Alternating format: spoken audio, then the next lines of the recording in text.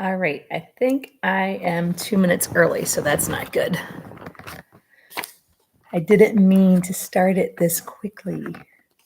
So, okay, now I'm only 1 minute early, so that makes me feel a little bit better. So I had read yesterday through chapter 2, and let me find my page. We ended with, oh, right, I forgot one important thing. You know what that is? My reading glasses. Okay, so we left off with the Germans coming into his town, and they are beginning to take over. So I started a minute early, so I'm kind of waiting like another minute just in case. So I'm just reviewing what we talked about yesterday, what happened in the book yesterday, which is, again, the Germans started coming into their town, and Leon was super excited. He thought soldiers were coming to help, and it turns out that it was not the soldiers coming to help. It was the Germans coming across the bridge. So now that it is officially 1:00, I guess I should start by saying good afternoon, everybody. And there's one person watching. So yeah, so good afternoon. I just want to say hi. I usually say that at the beginning of each class is good afternoon, everybody. And everybody has to respond. Good afternoon, Miss Simon. I miss that so much. Okay, I'm going to begin reading chapter 3. We left off with the German soldiers coming into his town, or actually the city. A bedraggled figure slowly made his way up the front steps of our building and appeared at our apartment door. I didn't recognize him until he entered our apartment and collapsed into a chair. That was how much my father had changed. In the course of a few weeks, he had been gone. My mother, sister, brothers, and I embraced him, but our happiness lasted only a moment. It was followed by fear about what might have happened to Herschel. My father assured us that Herschel was safe, although I suspect he had doubts that he shared secretly with my mother. Father recounted that he and Herschel had joined a crowded trail of refugees heading north and east. Determined to stay ahead of the German tanks and troops, they had walked with the others, fleeing the invading soldiers from dawn to night, sleeping a few hours in fields where they had found their only food, ears of corn plucked right off the stalks and eaten raw. That's crazy. Hi, Marin. Good afternoon. So good to see you. Well, not really see you, but see your name over there. Okay.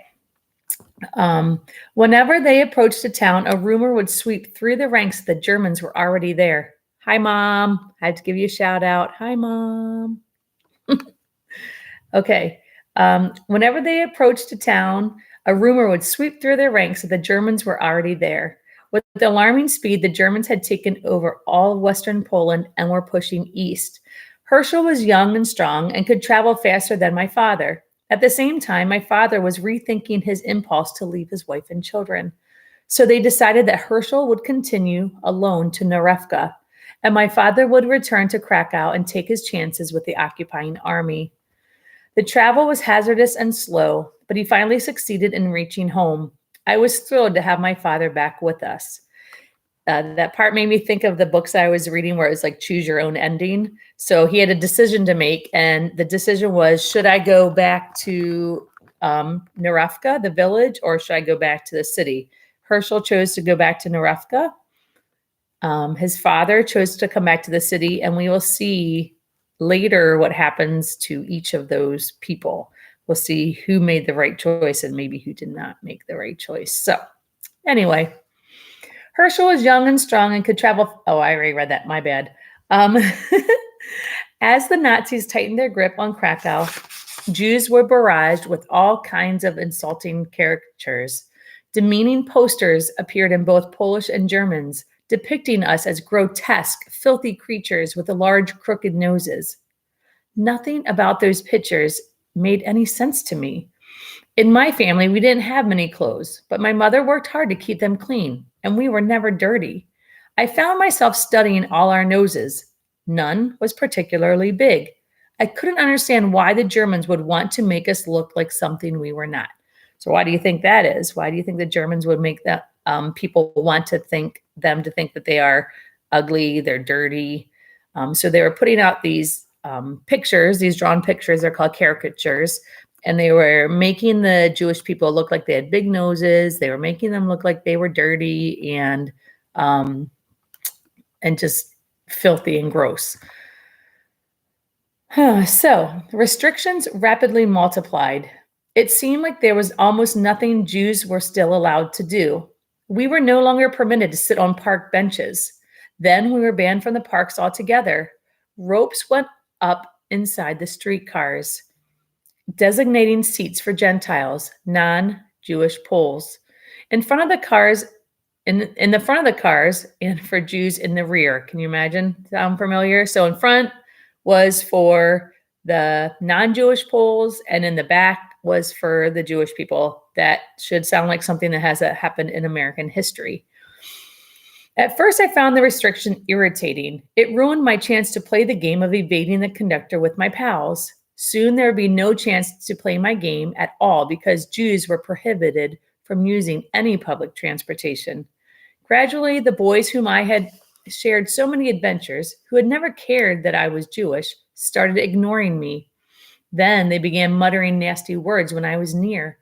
And finally, the cruelest of my one-time friends told me that they would never again be seen playing with a Jew. My 10th birthday on September 15th, 1939, passed unnoticed amid the confusion and uncertainty of those first weeks of German occupation. Fortunately, Krakow was spared the destructive bombardments that targeted Warsaw and other cities. Even without the threats of bombs, there was terror on the streets. The German soldiers acted with impunity. One could never predict what would happen. Sorry about that. One could never predict what they would do next.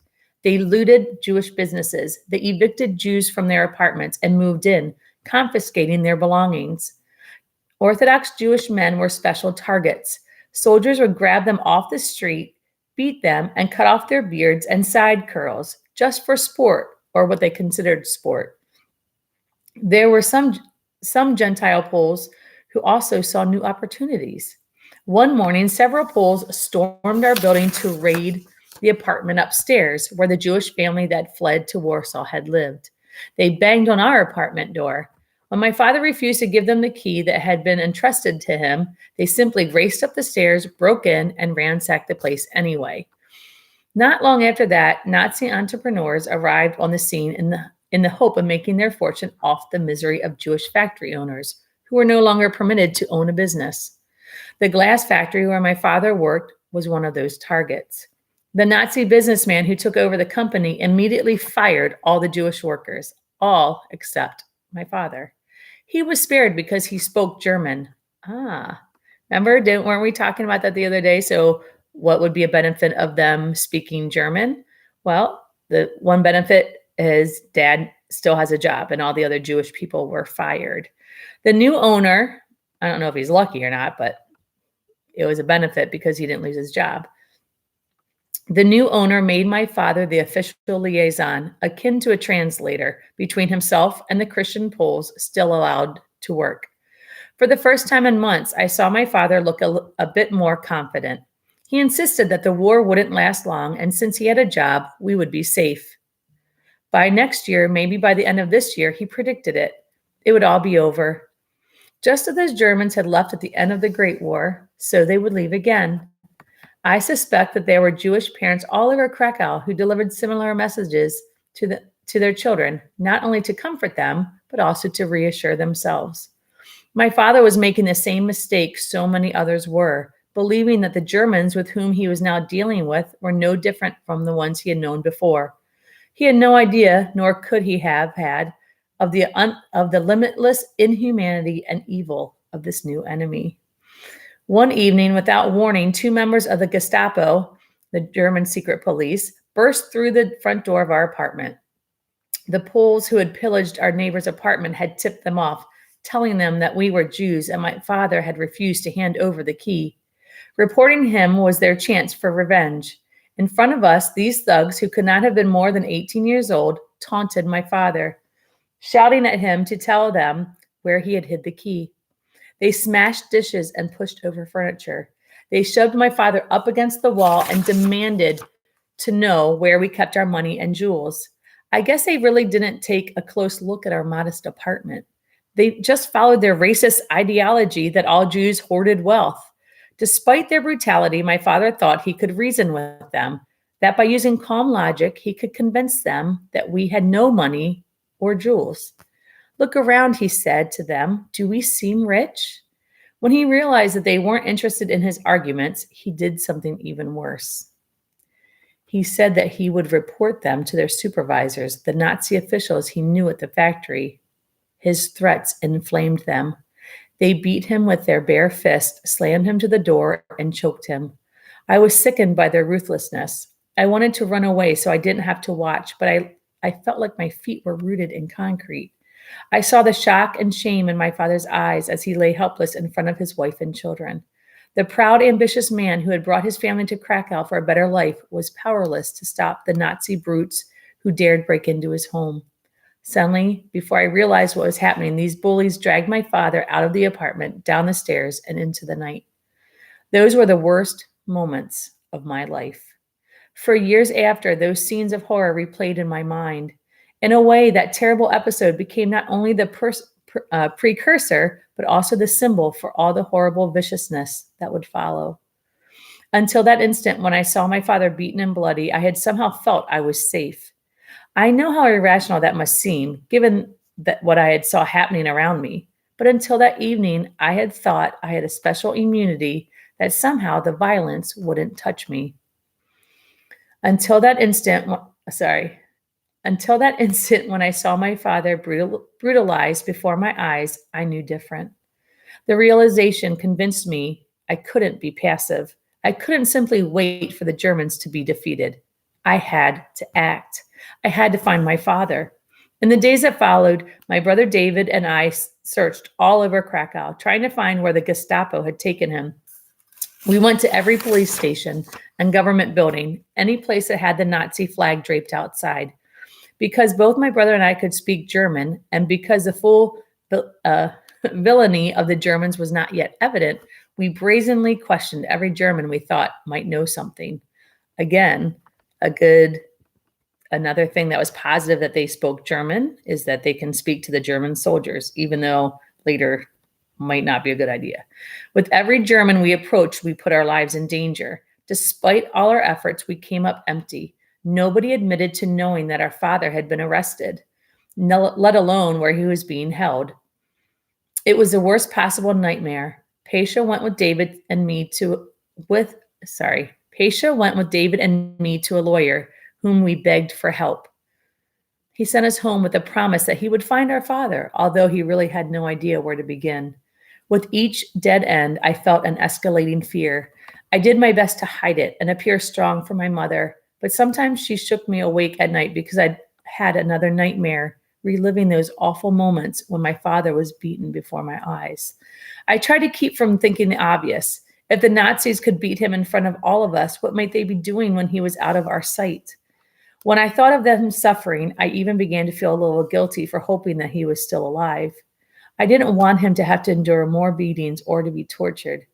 Was there really any chance that he would ever return? As days turned into weeks and the likelihood of finding father deteriorated, our situation became increasingly desperate. My father had kept a savings account in a Krakow bank, but those funds had disappeared when all Jewish bank accounts became the property of the Nazis. Can you imagine? So you have all this money, you've saved up money, and the Germans come in, the Nazis come in, and you don't have any more money. It's in the bank, it's ours now. So all that money you had saved up for your family is now gone. That would be really, really sad and scary because now what little money we had was nearly gone.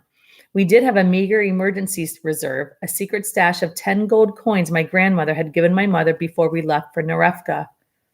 One by one, my mother traded the coins for food. All too soon, the coins were gone, and with them, our only safety net. My mother was frantic, beside herself with fear and anxiety. In a city occupied by the enemy, away from the protection of family in Nerevka, she nearly broke down. Nights were especially difficult, for they were the few hours when she couldn't busy herself feeding or caring for us. She tossed restlessly in the bed. I could feel her body shudder as she cried out, "What will we do? How will we live?" I felt determined to help her somehow, to relieve her anguish and to show her she could rely on me. But as her youngest child, I doubt my reassurances gave her much confidence.